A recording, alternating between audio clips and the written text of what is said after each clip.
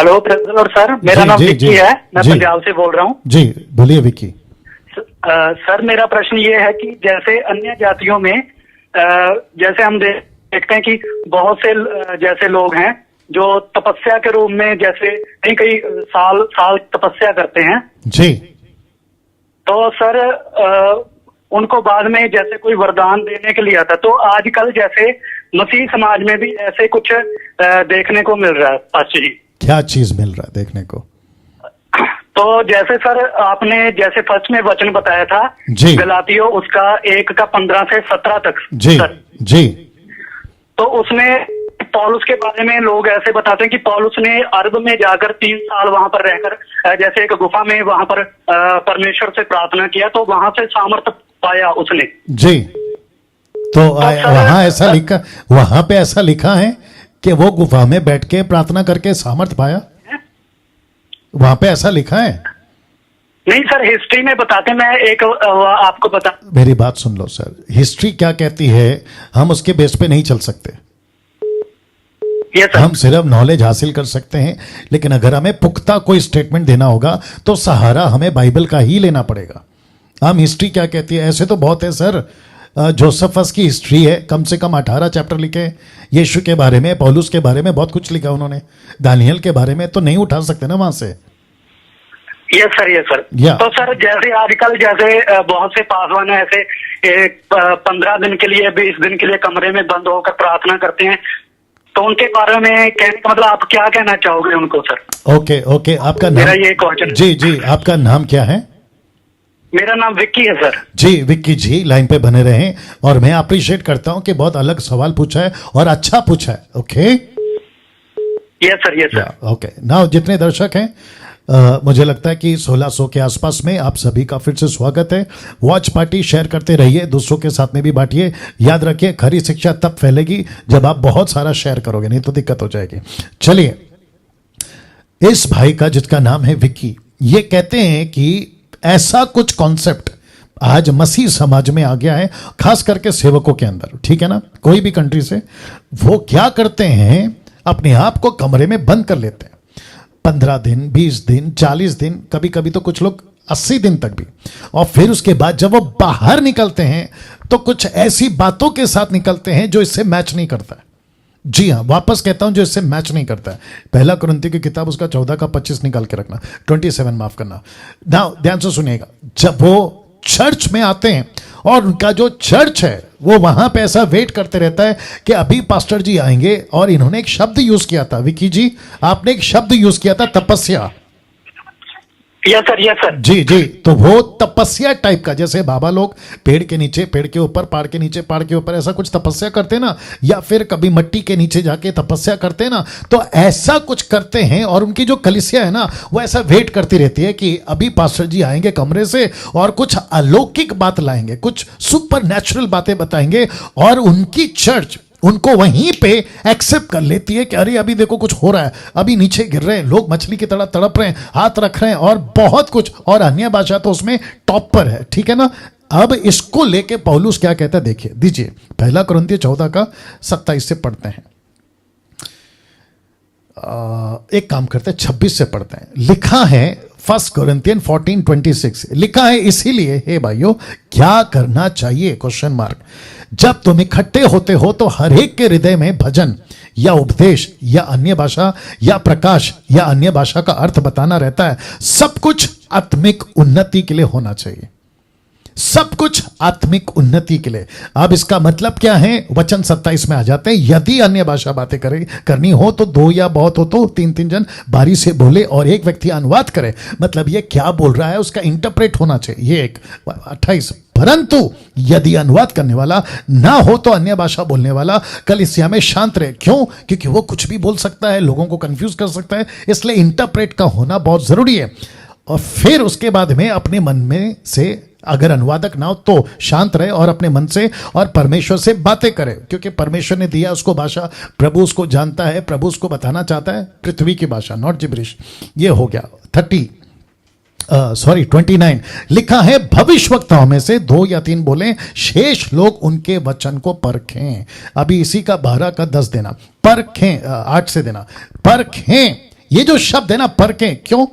क्योंकि 26 कहता है किसी के पास में प्रकाश है, किसी के पास में दर्शन है, किसी के पास में कुछ बातें हैं, अलौकिक बातें हैं। ठीक है, करो करो, लेकिन कुछ टीम, कुछ लोग वहां ऐसे बैठे रहते हैं। बोला ओके, अब ये बोल रहा है, इसकी बातें बिब्लिकल हैं क्या? बिब्लिकल मतलब वचन से मैच करती हैं क्या? जो उन दिनों में उनके पास में सोर्स था बातों का, प्रकाशन का, वचन का, उससे मैच करता है क्या? वो परखते थे। आज तो कॉन्सेप्ट इतना क्लियर है कि आपके पास में 66 की बुक है, इजीली आप किसी को भी जो गलत करता है पकड़ सकते हैं। अब इसको मैं लेकर आया हूं 1 कुरिन्थियों 12:8 में लिखा है, क्योंकि एक को आत्मा के द्वारा बुद्धि की बातें दी जाती है, दूसरे को आत्मा के अनुसार ज्ञान की बातें दी जाती है, किसी को उसी आत्मा से विश्वास की, किसी को एक आत्मा से चंगा करने का वरदान दिया जाता है, किसी को सामर्थ के काम करने की शक्ति दी जाती है, किसी को भविष्यवाणी की, किसी को आत्माओं को परख, आत्माओं को परख।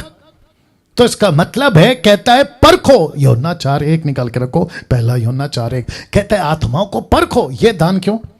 तो बॉडी ऑफ क्राइस्ट में आप कुछ भी तपस्या करके, जैसे विकी ने कहा, ऐसा कुछ अलौकिक चीज मुझे मिला, मैं दर्शन में था, मैं प्रभु ने मुझे दर्शन दिया। याद रखो कि लूसीफर गैब्रियल तक बन सकता है। लिखा है ना, चमकदार स्वर्गदूत, लूसीफर स्वर्गदूत बन सकता है, लूसीफर फंसा सकता है। इसलिए तो लिखा है प्रकाशित वाक्य 12:9 में, he is a deceiver of the world, वो संसार का बरमाने वाला है। अच्छे अच्छे राजा महाराजों को बरमा दिया, और ऐसी भटकने वाली स्पिरिट अभी भी है इफिसियों 2:2 के अनुसार। तो आप भटक सकते हैं, तो परखने की आत्मा, तो जिसके चलते 1 यूहन्ना 4:1 में लिखा है, हे प्रियो, हर एक आत्मा की प्रतीति ना करो, वरन आत्माओं को परखो कि परमेश्वर की ओर से है कि नहीं। तो जितने भी तपस्या टाइप करते हैं, जैसे विकी ने कहा, कहीं पे 40 दिन, 80 दिन, 15 दिन, 1 हफ्ता आप बैठ के आते हो, या कोई पहाड़ के ऊपर, मैंने बीच में देखा था कि कोई पहाड़ के ऊपर जाकर, जैसे यीशु पहाड़ पे थे ना 40 दिन के लिए प्रार्थना के लिए, वैसे कॉन्सेप्ट को एक्सेप्ट करके पहाड़ पे चले गए, और फिर उसके बाद में कुछ ऐसे लेकर आते हैं और कलीसिया एक्सेप्ट करती है। और याद रखो, जब कलीसिया एक्सेप्ट कर लेती है तो वो कलीसिया क्या करती है, आसपास के लोगों को बताना शुरू करती है कि देखो मुझे कुछ सुपरनैचुरल पास्टर के थ्रू मिला है, तुम भी आओ, तुम भी आओ, तुम भी आओ, और ऐसे करके कल्ट ग्रुप स्टार्ट होता है। वाह, कल्ट ग्रुप स्टार्ट होता है। तो कोई तपस्या पे जाता है, आप फास्टिंग में बैठे हो, कब? जब पवित्र आत्मा ले जाए। यीशु को पवित्र आत्मा ले गया फास्टिंग के लिए। मैं हमेशा बताते आ रहा हूं कि फास्टिंग पे तभी जाओ जब परमेश्वर का आत्मा लीड करे, आप अपनी मर्जी से नहीं जाना है। दूसरी चीज, विकी साहब लाइन पे बने रहे। यस सर जी, दूसरी चीज, अगर कोई कहता है कि मैं परमेश्वर में पावरफुल बनना चाहता हूं, अच्छी बात है, मैं परमेश्वर के दान से बनना चाहता हूं, अच्छी बात है, लेकिन नहीं भूलना कि परमेश्वर को तुम जबरदस्ती नहीं कर सकते। यह परमेश्वर की मर्जी है, वो आपको कितना देगा, तुम जबरदस्ती नहीं कर सकते। और परमेश्वर का आत्मा तभी देगा जब आपके पास में मिनिस्ट्री होगी। कोई भी दान निकालो, 1 कुरिन्थियों 12:7। माय गुडनेस, अच्छा प्रश्न है विकी, अच्छा प्रश्न है जी। और जितने दर्शक देख रहे हैं, मैं उनको भी कहना चाहता हूं, बी केयरफुल, बी केयरफुल। देखो क्या लिखा है, किसी भी प्रकार का दान पवित्र आत्मा का किसके लिए दिया जाता है? तो लिखा है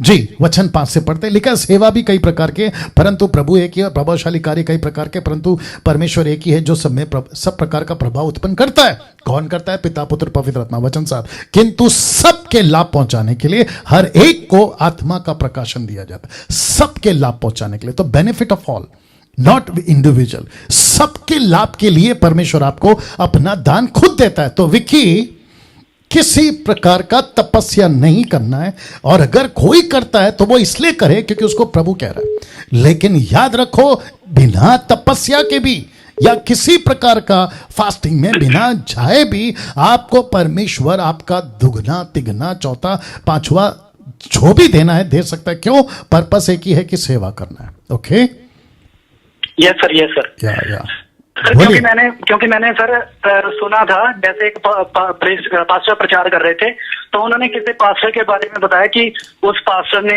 अपने आप को 1 महीने के लिए कमरे के अंदर बंद कर लिया, और बाद में जब उस कमरे के सामने, जैसे दरवाजे के सामने कोई इंसान आया, तो उधर से पास्टर ने जब दरवाजा खोला है, तो जब दरवाजा खुलते ही वो जो आदमी दरवाजे के सामने खड़ा था वो बहुत दूर जाकर गिरा सर। तो ऐसा सर मैंने सुना।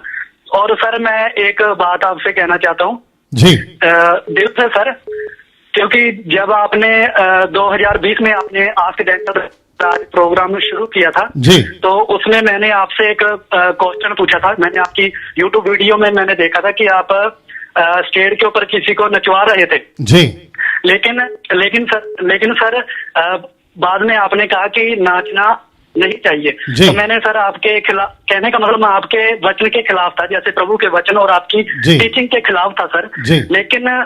लेकिन सच में रियली आपके मैसेज के द्वारा सर मेरा जो है माइंड चेंज हो गया।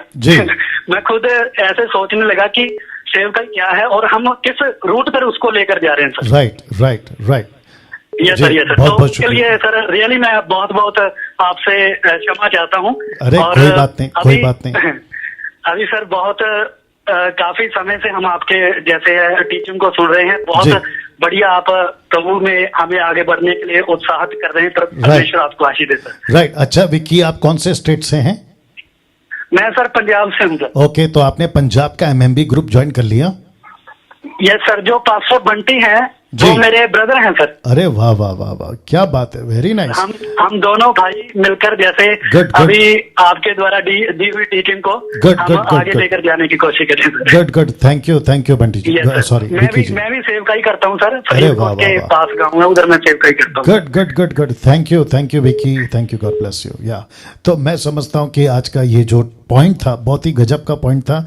Be careful. अगर कोई खुद को कहता है ना, अभी विक्की ने बात करते करते लास्ट में एक बात बोली कि दरवाजा खुला, एक आदमी ने देखा और वो दूर जाके गिरा। ये जो चीजें हैं ना, आप इसको लेकर किसी प्रकार का अरे ऐसा हुआ तो मैं भी होऊंगा, याद रखो नॉन बिब्लिकल एक्सपीरियंसेस किसी भी प्रकार से स्वीकार नहीं किया जा सकता। परमेश्वर किसी को दूर नहीं फेंकता, परमेश्वर किसी को नीचे नहीं गिराता, परमेश्वर का पावर किसी को नीचे फेंक कर तमाशा नहीं बनाता। परमेश्वर का पावर एक ही चीज के लिए आता है, वो है गॉस्पल, दैट्स इट। बाकी किसी चीज का इंटरटेन, किसी प्रकार का मनोरंजन, कहते हैं ना कि अभी देखो मैं, तुम लोग जितने क्वायर वाले हो, आपने देखा होगा वीडियो, 2-3 चीजें मैं नाम नहीं लूंगा, कहते हैं हाथ उठाओ अभी पवित्र आत्मा आ रहा है, तो जितनी क्वायर वाली है ना 200-300, वो धड़ धड़ नीचे गिर जाते। ये तमाशा है। लेट मी रिपीट, ये तमाशा है। ऐसा नहीं करता पवित्र आत्मा, ऐसा नहीं करता पवित्र आत्मा, कभी नहीं हुआ है और क्यों करेगा। और दूसरी बात, जो व्यक्ति क्वायर में है, जो नीचे गिर जाते हैं, जो ये लोग गिराते हैं, वो बात अलग है कि वो कौन सी स्पिरिट है, मैं भी न्याय के दिन पूछूंगा। लेकिन पवित्र आत्मा अगर पहले से तो नीचे क्यों गिरा रहा है? और अगर नीचे ही गिराना था तो वो क्वायर में इसके हाथ घुमाने तक वो खड़े कैसे? वो वैसे ही गिर जाते। थोड़ा सोचना होगा, बात को समझना होगा, उल्लू मत बनिए। या बहुत कुछ बोलने का है।